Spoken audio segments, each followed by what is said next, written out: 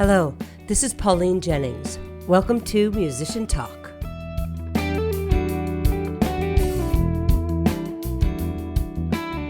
Hello, welcome to the second of a three-part series to celebrate Rock and Roll Revival 25 by speaking to those involved. Last week was director Ray Coudray. You can find his show archived at entertainmentguidemin.com. And today I'm speaking with Kai Legvold and Dave Shelby, two Northfield High School seniors who play in the Rock and Roll Revival band. Kai plays guitar and Dave plays bass. Both have been active in the music scene at the high school and beyond. Both also are in the band Beverage Men, along with Robbie Swenson, the opening group for Drive-In Live concert I produced last September. Very talented young men. They have a lot to say, so let's get to it. Let's talk with Dave Shelby and Kai Legvold. Hi, Kai and Dave. Welcome to Musician Talk. Thanks for having us. I just want to start off, and I kind of do with all my interviews, talking about COVID because I'm trying to chronicle this time in our lives that's so unusual for how it affects people that are on my show. Dave, if you could talk about what rehearsal's been like and how you've been going about it for rock and roll. Yeah, it's definitely been a lot more different than the previous time that we did it. I remember back in 2019, the last time we did it, there was pretty much practice every day after school. There was always something to do every day after school, whether it was band practice, dance practice, singing practice, there was always something. Now rehearsals are a lot more spread out just because we can't have that many people in a room at a time. And so I'm rehearsing 2 or 3 times a week. But I think the most different part is, again, all the mask wearing and social distancing protocols and that, but also just the fact that it doesn't happen quite as much. And I remember being very fond of, oh, okay, it's after school, time to go to rock and roll. And it was fun. It was something I got to do with all my friends. And now it's a lot more sparse. And I bet it is a lot different. And you don't have that kind of camaraderie being built up by seeing each other every day. But Kai, it sounds to me, because I heard your first rehearsal with the vocalist, you sounded really tight. What have you been doing if you haven't had rehearsals to learn the songs? Well, we've been rehearsing since early February. So we've had a bit of time to prepare, 2 days every week. And then we're also practicing outside with ourselves. And yeah, we've also had a lot of help from Craig Wasner, who's the director for it. Legend. Yes. This is my 36th show. I think out of 95% of them, the guest says something about Craig. So here we are. Did you get one-on-one time with Craig? So I'm the guitar player in the show, and we go out Tuesday, Wednesday every week to his studio, and he helps just the guitar players. Oh, that is great. Yeah. Mm-hmm. Wow.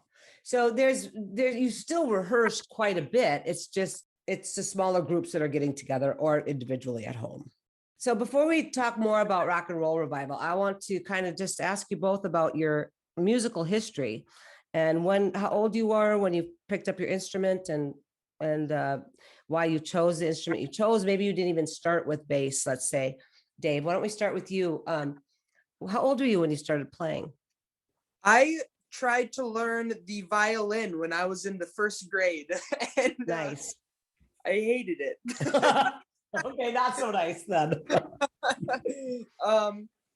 But next, my dad is a guitar player. I got started on that.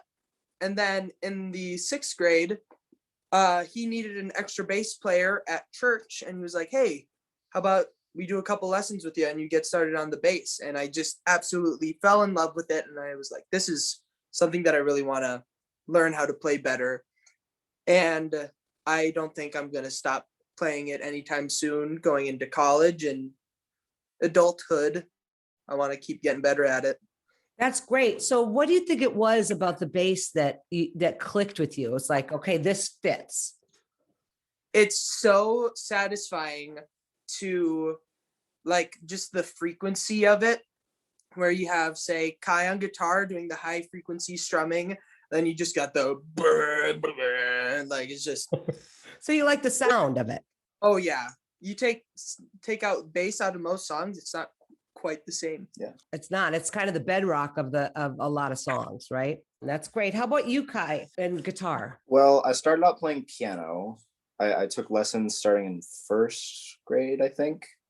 but I got my first guitar at my neighbor's garage sale. Oh, It was a Squire Stratocaster and a practice amp for $20. wow.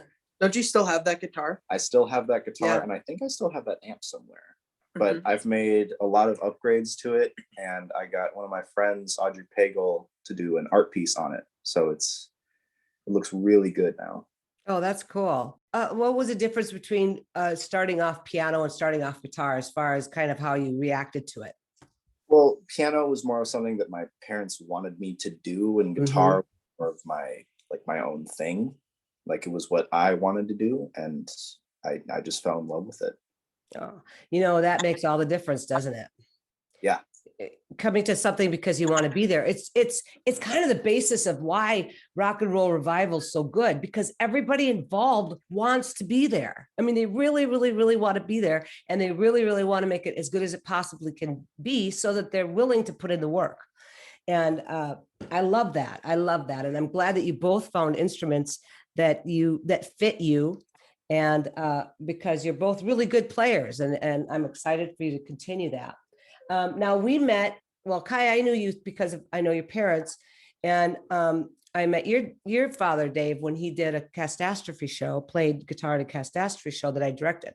But I think I only met you last September when you guys played in the band Beverage Men for the first drive-in live concert back in September. And you opened the show and knocked the socks off the whole audience. What did you guys feel about that performance? Yeah, it was pretty fun to do. It was a really fun time. It was our first time doing an acoustic set, and so it was fun to kind of whip up a sort of stripped performance. Yeah, and it was a challenge at sometimes, but overall it was just fun to play in front of a crowd again. I didn't realize how much I would miss that. Yeah.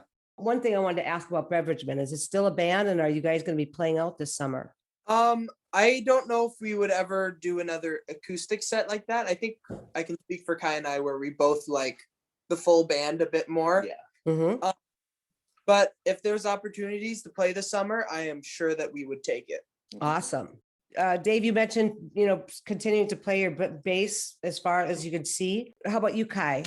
I'm planning on moving down to Nashville and just do some performance down, just get better. And how about you, Dave? Do you know what you're going to do yet next year?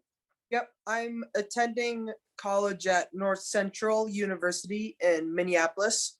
I'm hoping to do some sort of music major and some sort of business minor, possibly, but we'll see. Not set in stone yet. So do you think you want to go into the production side? I think so.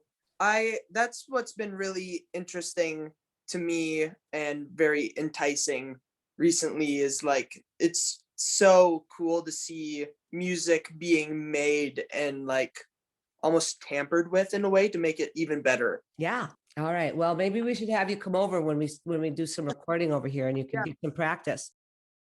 Do you guys learn by ear, or overall, what's your learning method? Well, for a lot of the songs in rock and roll, I learn them by ear, and we have chord charts, so made by Craig, which are my favorite charts. But basically, I just listen to the song and get a feel for it, and then I just play along with the chord chart, and it kind of just clicked. I played in the other rock and roll show, and I think I've kind of gotten a feel for how to learn the songs and kind of what they need. Awesome. How about you, Dave? For rock and roll specifically, the last time, 2019, I listened to the songs and I just played the chord charts with Craig that first time. And if there were ever any questions that I had, YouTube was a great resource, because you could always find somebody playing it, and you just watch like their hand motion and you go like, oh, that's how they do that one. I haven't had to do that yet for this show, because I think my ear has gotten better. And again, the Craig charts are very helpful. So I feel like I've had a easier time with listening to it and getting the gist of it and playing the little licks that make the song cool. Who would you guys say are your biggest musical influences? I have a favorite band. I am a huge Toto fan. Anybody who knows me I adore Toto. I've listened to all their songs. I know like all of them. I could sing along to any of them. I love them. That is awesome. I love that answer because it's so unexpected. I have a little Toto shrine down in the basement. Different records that I got signed by the band, and Wow. I'm what you'd call a super fan. That is great. That is great. How about you, Kai? I'm a really big fan of Jimi Hendrix. I try to like copy his playing style as much as I can. Great goal. Yeah. And also Chase Ingram. He's a local musician. I really love his style. Cool. All right. So on to more rock and roll revival questions. Audition. Did you guys have to audition like the actors, singers do? I didn't. Nope. And So we were grandfathered into it since we were in it 2019. But when we did it in 2019, we did have to audition. Mm-hmm. Okay. I just interviewed Ray, your director. One of the reasons he really, really wanted to make this happen, even though it would be so difficult, I don't know if you heard that interview, but even though it would be so difficult during COVID is for you guys, is for the seniors, is that so you guys would have another chance to do this. I mean, you are probably so much better than you were 2 years ago, and what fun to do another show. What's your favorite song to play? Do you have one? We're doing Lake Street Dive's version of the Beatles' Don't Let Me Down. Oh, That yes. was a lot of fun. That's really very fun. groovy. Yeah. Yeah. Lake Street Dive does great covers. I know, they're so good. So you both like that one? Is there any other one that sticks out for you, Kai? I really like playing Stand By Me, but that's because that's the band piece. Just fun for all of us. Nice. That's nice. What's the most difficult part of the show for you, Kai? I mean, all the songs are fairly easy. I think it might just be like playing them all straight through, every single song back to back to back. Mm-hmm. And my hand starts to get a bit tired. 5 songs in a row. So how about you, Dave? Do you find any parts of the show to be a big challenge? I think we're just on a little bit of a time crunch this time around. I keep referencing the last rock and roll just for comparison. We had 3 weeks before the actual show that was all used for rehearsing with the band and the singers and dancers to make sure everything was smooth. Uh-huh. And we would run each song multiple times over these 3 weeks, and like by the end we were just solid. And now each song we will rehearse with the singers and the band 3 times. Wow. Like, yeah, we have 3 45-minute chunks with the pods, they're called, where they'll have like a few songs in each pod. And so that's been hard, trying to make sure we're using our time efficiently and like working out all the kinks and everything. Right. There's only so much you can do alone at home. Mm-hmm. It's so much happens when you bring everything together. And that's true for a band and of course for a theater production, a variety show like this too. There's so many moving parts with so many people particularly, and all the costume changes, and it's a huge endeavor. And I take my hat off to all of you involved for taking it on in such a difficult time. Do you get nervous when you perform, Kai? I used to. And the last time I performed in front of people was the drive-in live, and I just didn't really feel that nervous. It just went away. I don't know what it was. Nice. Felt comfortable up on stage in front of all those people. Mm-hmm. I think I'll feel a bit nervous before the show will start. I mean, you're up there, you got to play. Yeah. Mm-hmm. How about you, Dave? I would have to agree with Kai. I remember first gig we did together in 7th grade. I was terrified before going on stage. I had only been playing bass for a year, but now, like doing that live and drive, I didn't feel like I was a stranger to the stage anymore. Nice. It almost felt like a home away from home. Like I was back up there and it was like, this is where I am. This is a comfortable place to be. Oh, that's great. I'd say the only thing I'd really get nervous about is if there's a song that was just a little iffy and never felt like it actually clicked. Yeah. Like hoping like, oh, we'll see if this goes good. Right. And like I said, all the moving parts, it's not just the band, it's the logistics. So it's you're worried about your part and the band's part, but then the overall part of the whole performance of hoping that because you only had 3 times to run through it with everybody or whatever you had, that can make for some anxiety. But it also is super instructive, because you're going to have stuff like that happen through your whole life as a musician, where it's you got to just pull it together, even though you really don't have as much time as you want. Where are you playing? Are you on the stage? We don't know. Oh, it's a surprise for all of us. Awesome. Yeah. But in 2019, were you visible or were you behind the set? We We were on a raised platform, so it was the stage and then a platform like 12 feet raised off the stage, and we were way up there, and everybody else was. Oh, cool. I bet you they'll do something like that again. People have to find out by going. And I have tickets, by the way, for Sunday's show. Before we get to the end part, let's go ahead and set up to play Horse with No Name. Is that what you said you're going to do? Sure. Yay. Well, I am so pleased to say that these guys agreed to just play a song live on the show today. And they have chosen Horse with No Name by America. It's Dave on bass, Kai on guitar, and Dave is doing the vocals. Let me just say, we're doing this through Zoom, and they happen to be in the same room. That's why we could do this together. But the sound is what the sound is. Here we go.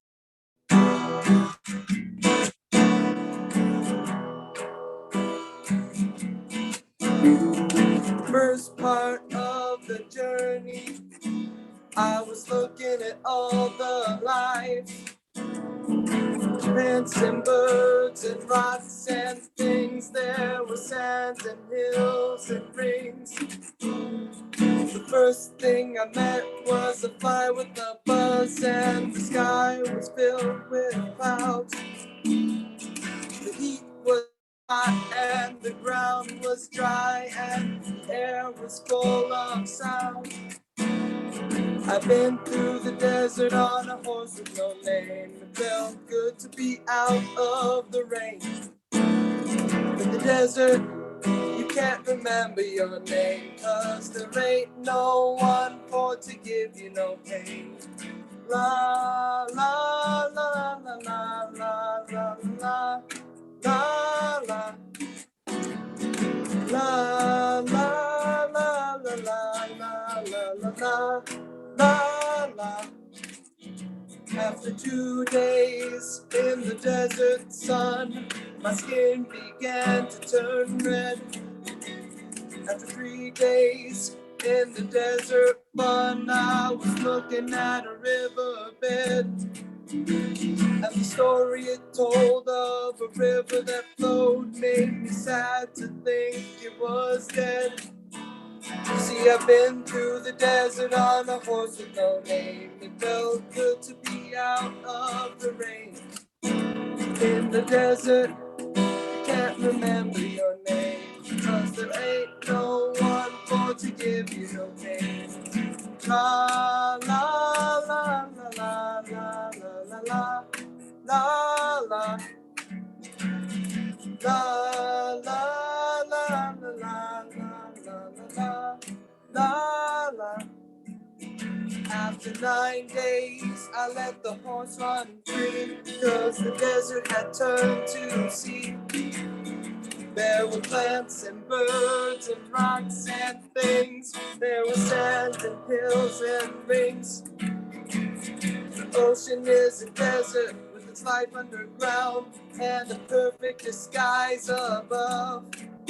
Under the cities lies a heart made of ground, but the human give no love. See, I've been through the desert on a horse with no name. It felt good to be out of the rain. Desert, you can't remember your name, 'cause there ain't no one for to give you no pain. La la la la la la la la la la. La la la la la la la la la. Here it is. This is host Pauline Jennings, and you're listening to Musician Talk. You just heard Horse with No Name by America, performed live here today by Northfield High School seniors Kai Legvold on guitar and Dave Shelby playing bass and singing. I'm so pleased that they agreed to do a song live despite the sketchy quality of Zoom recordings. That was great, you guys. I couldn't really hear the bass in that little mic on your computer, but that was great. Nicely done. Kai, what's been your favorite experiences as a musician? That's kind of wide open, but Ooh.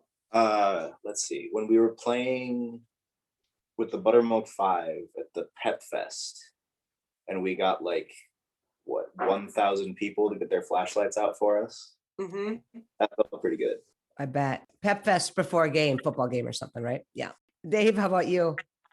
I have very fond memories of our first gig, the Buttermilk Five. We played at Cannon Falls High School at this Battle of the Bands. It wasn't really a battle. It wasn't a battle, but it was Bands. the name. And like I was just really happy that I had good friends who were also good musicians, and we were just able to whip up the show, and we got to play it in this cool auditorium. Yeah. And the sound mixer was good, and we could hear everything really well, and like the adrenaline rush was just awesome. Yeah. Isn't it awesome? That's Yeah. great. Very Like a great. year Yeah, of the show. it was a really great first experience playing a gig like that. Yeah. Perfect. And to finish up here on a more philosophical note, I'm interested in getting your take on the importance of music in your life or in the world or in our culture in America, in Northfield, just the importance of music in some way. Speak to that. I have a quick little story. Is I was on a mission trip in Costa Rica in 2019, and these Costa Ricans were housing this little talent show, and everybody was like, David, you should go up and play a song. So I played More Than Words by Extreme on the guitar, and they didn't know the words, they didn't know English, but like they were clapping along, and like when they applauded at the end, and they were saying like it was good and that they loved it. Music reaches so like much farther than like any borders or any cultural difference. Like it really is the one thing everybody has in common. Yeah. So like you can reach anybody through music, and I think the coolest thing in the world, and it's such a great thing to be a part of, and like try and create a craft in it. Yeah. Because it's so much more than notes and rhythms. Exactly. When you say you reach people, what do you mean by that? It's just like some songs just like have a big emotional impact on people. It doesn't need to be anything significant. Like there are definitely songs that just make you want to bawl your eyes out, you know. But like in terms of that little Costa Rica thing, these people were just like, you know, happy to see this American come up who they had never met before, and they were just he was just playing a song for them. Yeah. And even though they had no idea what I was saying or what I was playing, they were like, you know, this is cool. Like good on him to go up there and play. And like, it was still enjoyable for them. And I think that was a good thing, me going up there for So them. you could communicate with them even though you didn't speak the same language, because the language of music is universal. Yeah. Yeah, that's great. How about you, Kai? So before our choir concerts, our choir director always says something about some people need the music. It'll resonate with them in some certain way, and it'll make them feel something that maybe they can't get anywhere else. We're saying it's kind of a language that we all understand, and it'll convey emotion regardless of what language you speak or where you're from. Do you feel, Kai, in your life that music touches a place in your soul, in your head, in your body that nothing else really can do? Absolutely. Yeah. Sometimes when I'm just playing my guitar, it's like my favorite thing that I could do. That's great. Yeah.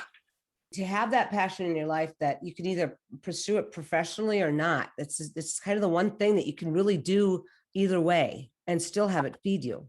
What would you like to say to your audience that's coming to see you perform in Rock and Roll Revival number 25?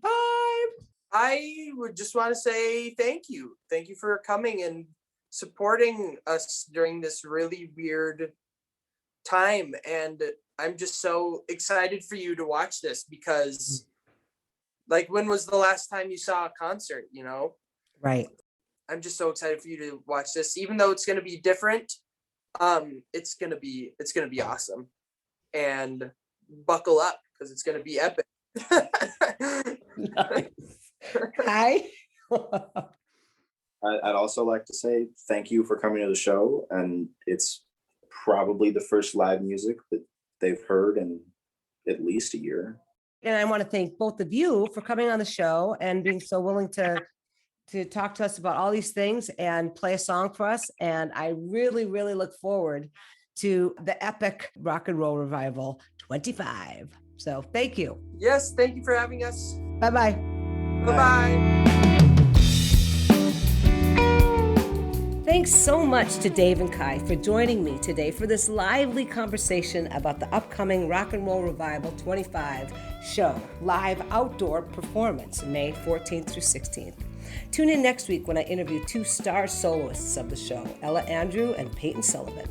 Many thanks to you for listening to Musician Talk on the One, KYMN. Have a terrific day.